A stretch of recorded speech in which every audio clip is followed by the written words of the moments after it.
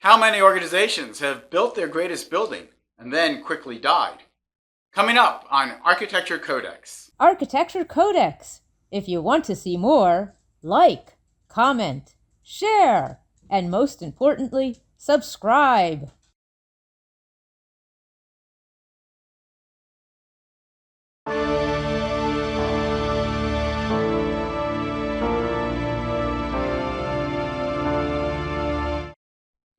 Every so often, there is a building that epitomizes a movement, and the attention that such a building gets from the press is justified. Such a building is the AT&T Tower by Johnson and Burgee, completed in 1984. The letters stood for American Telephone and Telegraph, founded in 1885. It grew from a regional service provider to a national monopoly, popularly known as the Bell Telephone Company. This was when households usually had one phone. It was black, often hung on the walls, and had wires. Live operators, long distance was expensive, and you could call a number to get the correct time of day. Back then, it was simply known as the phone company. In 1974, the U.S. Department of Justice sought to end the monopoly. An agreement was reached in 1982, and the breakup occurred in 1984.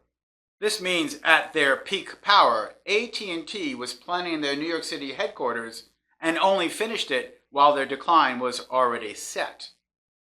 This leaves the building as one of their greatest legacies. But this is not that unusual in architectural history. We can see it with Chrysler and their New York City skyscraper built at their economic peak. Sears built the tallest building in the world in Chicago when they were the dominant retail merchandiser in the USA. General Foods built their headquarters and then were acquired by an even bigger company. And the Catholic Church built St. Peter's just before they lost their European monopoly. That is why the AT&T building was sold to Sony in 2002. It was renovated, and then Sony sold it in 2013. It was sold again in 2016 to the Olean Group and is now known simply as 550 Madison Avenue. The building attracted attention for what the press call the Chippendale top. Well, this is architectural ignorance on parade. The top was based on the broken pediments of Baroque architecture seen in the late 16th century. Thomas Chippendale made his furniture in the 18th century. Still, for we young architects, the Baroque broken pediment design was not controversial, but rather a vindication. We were addressing in different ways the inhumanity of certain modernist principles, and we were looking toward history for lessons. As I have noted, I like all forms of architecture. Well, except maybe Rococo. But I respect Rococo. Regardless, then, I don't see architecture as pitting one style against the other. Not postmodern against modern or Greco-Roman against Gothic. Rather, I see all of them as a full language which I can draw from for my own architectural designs. And the AT&T building said that was okay. But the attributes of the AT&T building go beyond the top. The summit did reinvigorate the idea of the skyline profile being a building's identity, but we already saw that in 1977 with the Citicorp building. It did legitimize postmodern concepts of employing history to make architecture more human, less intellectually pure than high modern architecture. These are all good things. The building also used stone for much of the facade elements, shunning the glass box. And the composition of the main street facade, the colonnade, the entry arch with the circular window above, had a calm Renaissance demeanor. It evokes the best of Greco-Roman design in a postmodern way. The building was not too tall, trying to set some sort of record. In one way, it was proportional to a phone booth of the era, and maybe even should have been a prototype for all future phone booths. But I also like the urban planning of it all.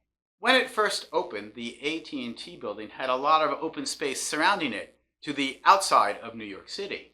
And I liked going there with a cup of coffee and a deli sandwich, or maybe a Diet Coke and a couple of slices, and sitting there outside watching New York City go by. They had metal tables and chairs that really couldn't be moved, and it was a secure place. In fact, I had put my feet up one time to relax, and soon a security guard appeared and asked me not to do that. I understand.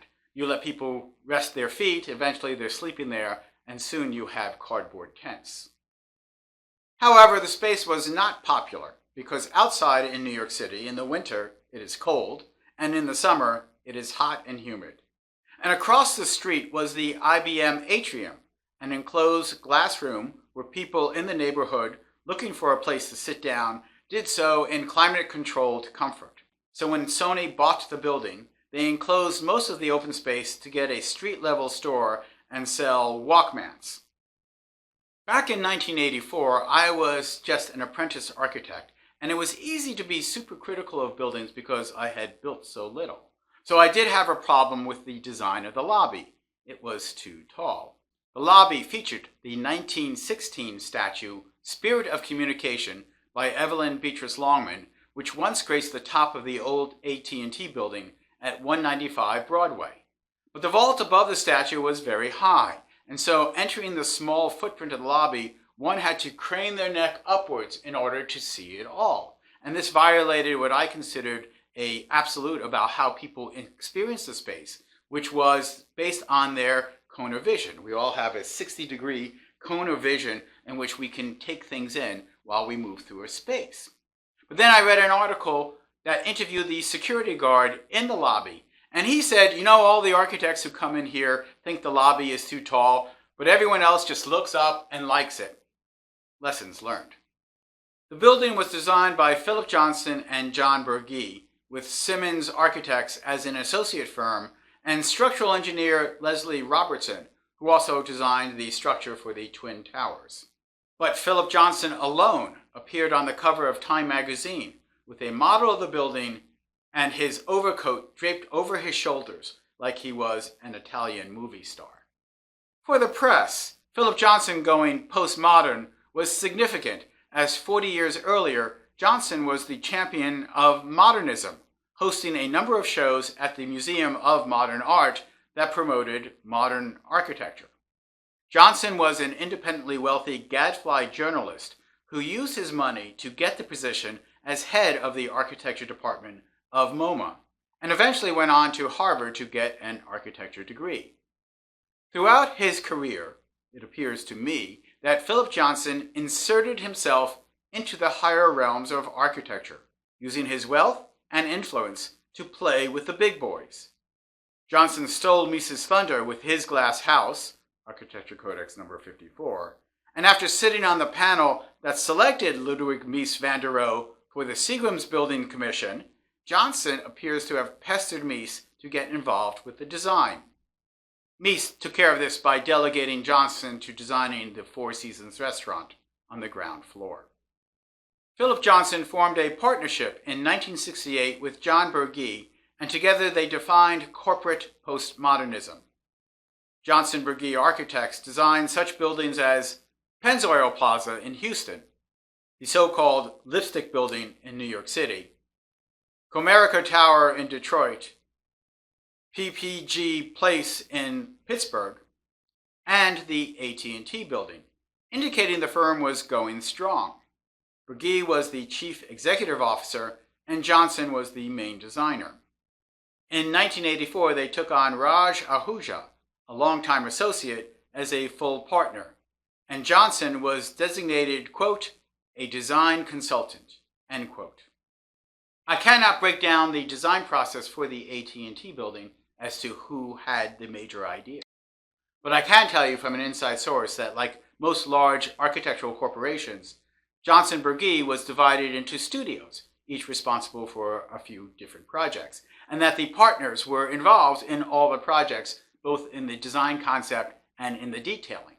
It may be that one partner had more influence on one design than the other, but like Lennon-McCartney, they shared design credit on all the buildings that were produced by Johnson Burgee over those years.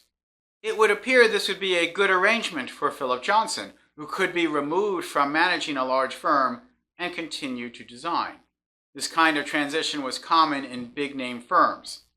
Eero Saarinen's firm morphed into Roche Dinkeloo. I.M. Pei Partners transitioned into Pei Cobb Fried Partners. Those big-name architects were willing to share their brand with the next generation, the generation who helped them build their company.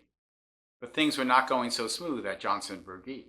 Different accounts say different things, but it appears that Philip Johnson feels he was being unfairly eased out of the firm. Then John Burgee asked Ahuja to leave.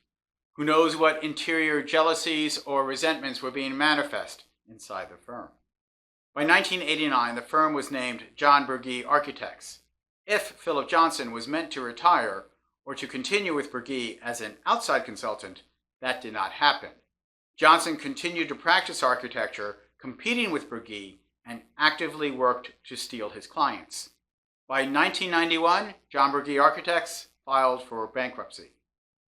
John Burgee was an award-winning architect and continued to serve the architecture and education community on various boards, but he has not practiced architecture since. His legacy in architecture history is secured, but I believe his career was unfairly cut short. All buildings, all enduring buildings, have their own histories, whether it's the patron struggle to obtain and retain power so that they can build great, or the architect's struggle to see their vision realized against all other obstacles. The number of decisions is almost endless, and sometimes it feels like there are forces actively working against the project. And so as a practitioner of architecture, I have become less critical of minor design issues or construction problems. I've had so many projects that could have been great die at different stages for various reasons. I have become appreciative of anything that gets built. And sometimes that's the most amazing thing about a building, is that it even exists. The AT&T building, by whatever name it is known, remains a calmly beautiful building and a testament to a time when a modest, elegant difference is all it took in order to change the course of architecture. But of course, there was also a time when all telephones were attached to walls with wires. So I guess change is inevitable. I'm Michael Molinelli, and this is Architecture Codex.